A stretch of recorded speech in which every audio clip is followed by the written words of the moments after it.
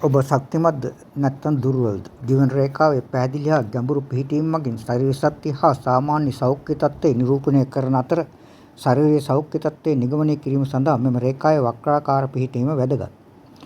වැඩි වශයෙන් පිටතට නිරාගී ආකාරයේ ජීවන රේඛාවක් ඇතනම් එමගින් ශක්තිමත් බව ජීව ශක්තිය නිරූපණය කරනවා. එවන් අයගේ ශක්තිය අසීමිතයි. දවල් මෙන් රැයද එකසේ කාර්යශූරයි.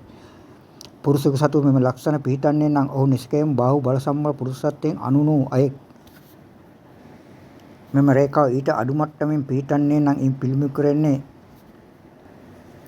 දුර්වල ශරීර ශක්තිය ඇති අයෙක් බවය. එවන් අය නිරන්තරයෙන්ම රෝගාබාධ වලින් පීඩාවට පත් වෙනවා. එමෙන්ම ශාරීරික හා මානසික තත්ත්වයේ දුර්වල බවක් පෙනෙනවා.